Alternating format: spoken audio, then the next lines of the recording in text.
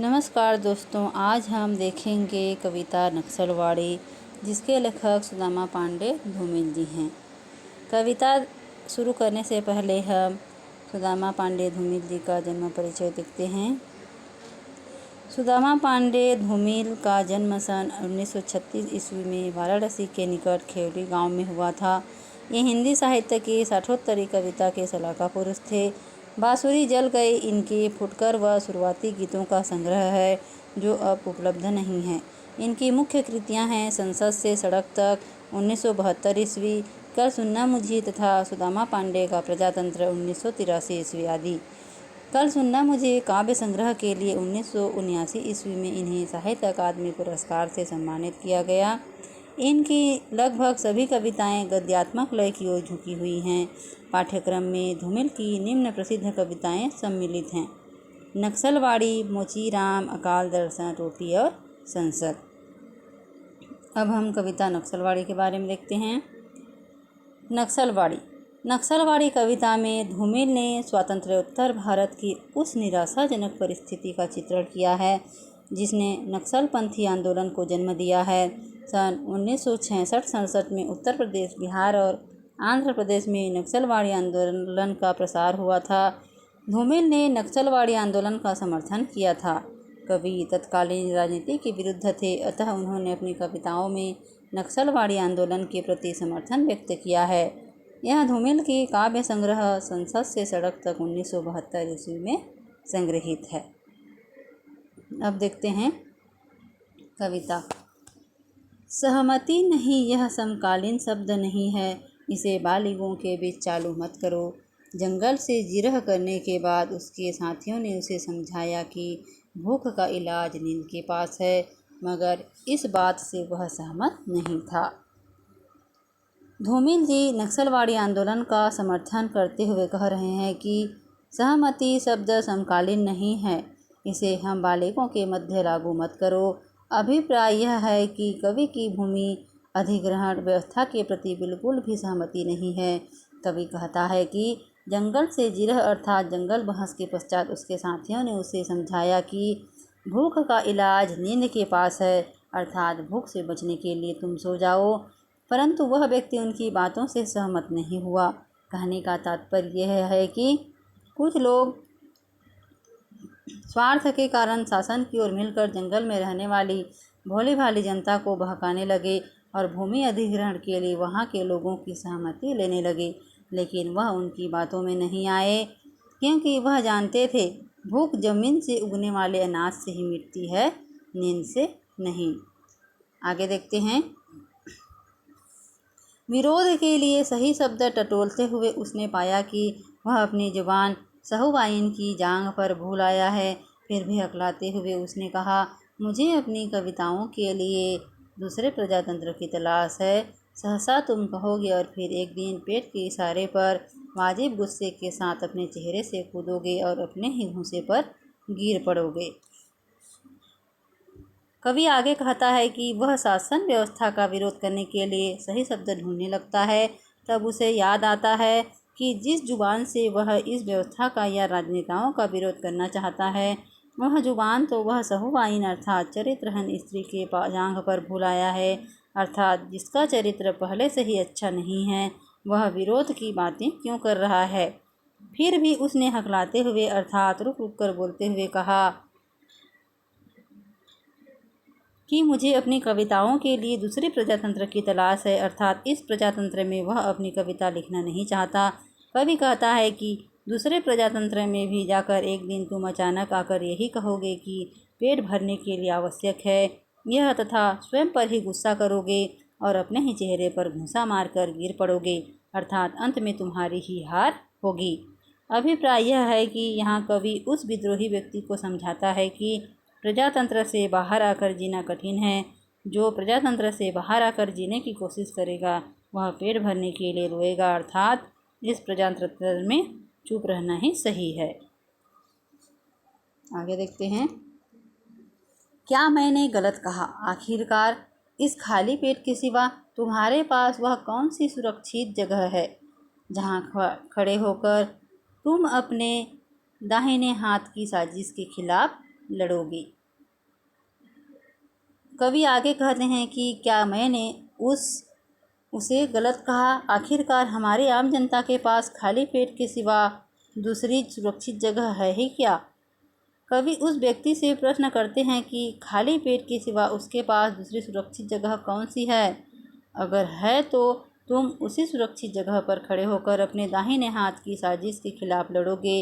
अर्थात प्रत्येक व्यक्ति की अपनी कमजोरियां तथा सीमाएं होती है तथा उन कमजोरियों तथा सीमाओं के कारण वह अन्याय के विरुद्ध आवाज़ नहीं उठा पाता। कवि आगे कहता है कि हम ही देश के राजनेताओं को चुनते हैं तथा हम ही लोग उनका विरोध करते हैं। ऐसा क्यों होता है? यहाँ पर कवि ने राजनीतिक षड्यंत्र पर व्यंग किया है। राजनेता पहले तो जनता को बहला फुसला कर जीत जाते हैं, फिर उनके ही विरोध को यह नेता लोग सहमति नहीं देते हैं।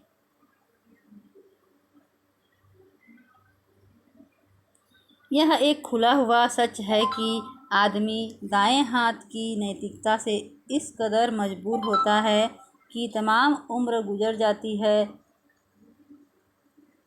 मगर गांठ सिर्फ बायां हाथ धोता है।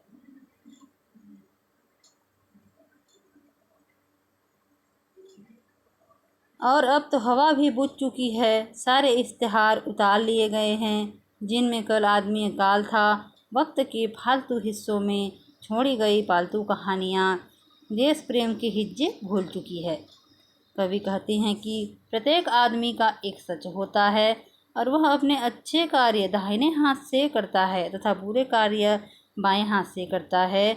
वह दाहिने हाथ से भले ही नैतिकता के कार्य कर लें, किंतु उसे बाएं हाथ का प्रयोग भी उम्र भर अपनी गंदगी को साफ करने के लिए करना ही पड़ता है।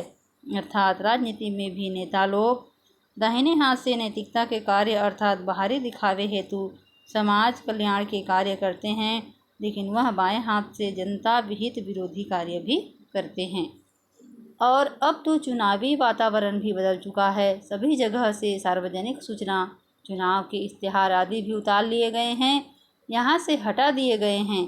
जिन स्थानों पर कल आदमियों का अकाल पड़ा रहता था अर्थात व्यक्ति कम संख्या में दिखाई देते थे, आज वही चुनाव के समाप्त हो जाने पर चहल पहल दिखाई दे रही है। पहले संसद में कोई जाना नहीं चाहता था, अब वहाँ पर भीड़ सी दिखाई दे रही है। आज व्यक्ति फालतू हिस्सों में जाकर अर्थात संसद में जाकर अपनी अलग ही झूठी प्रशंसनीय कहानियाँ बनाने में लगा हुआ है तथा इन सब के कारण वह देशभक्ति देश प्रेम को तो भूल ही गया है। आगे देखते हैं।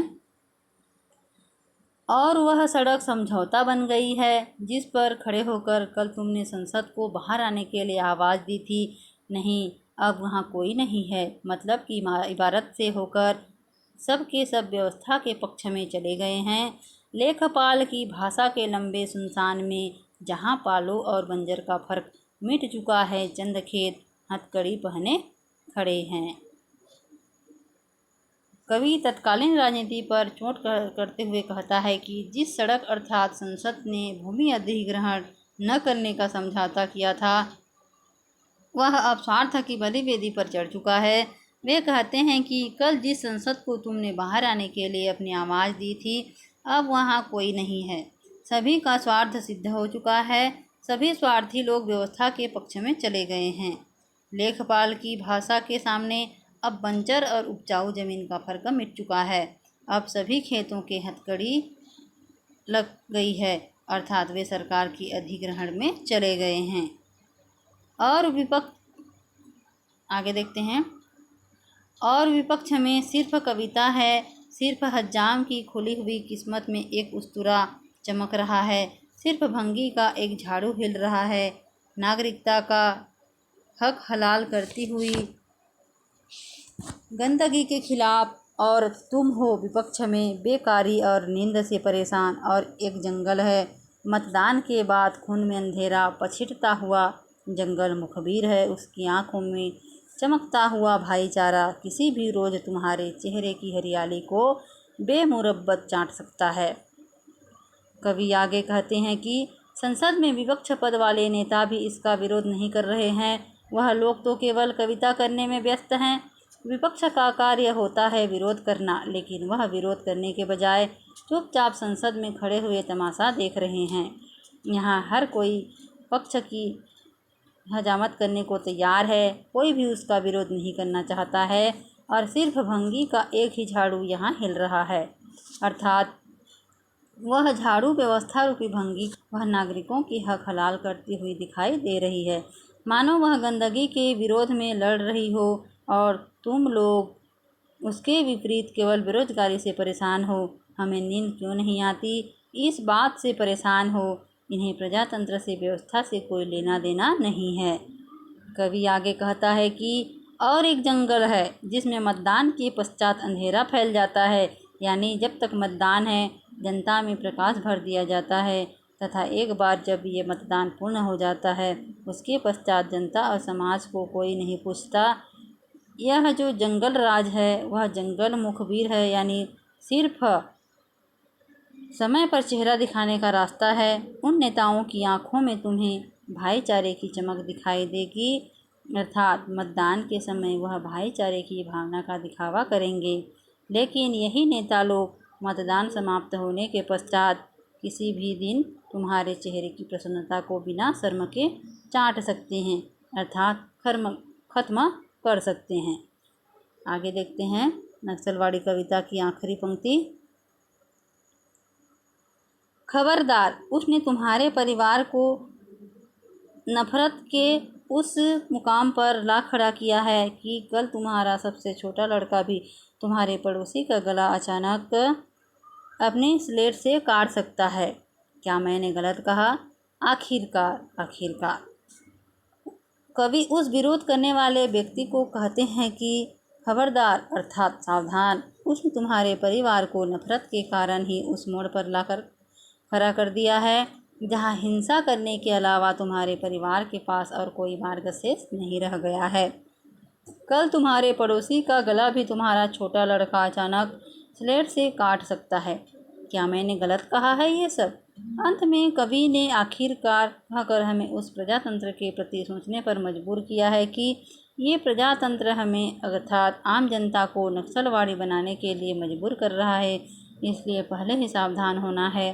कवि ने कठोर स्वर में अपने क्रोध को कविता के माध्यम से व्यक्त किया है कि जो ये संसद तथा राजनीति है वह जनता को नक्सलवाड़ी बनने के लिए प्रेरित कर रही है। धन्यवाद दोस्तों, यहीं पर हमारी कविता नक्सलवाड़ी समाप्त होती है। अगर आपको यह कविता पसंद आए तो हमारे चैनल हिंदी साहित्य के पंचरत्न को लाइक और सब्सक्राइब ज़रूर करें। अगर यह कविता अच्छी लगे तो कमेंट के माध्यम से अपनी बातें हम तक पहुंचाने की कृपा करें। धन्यवाद दोस्तों।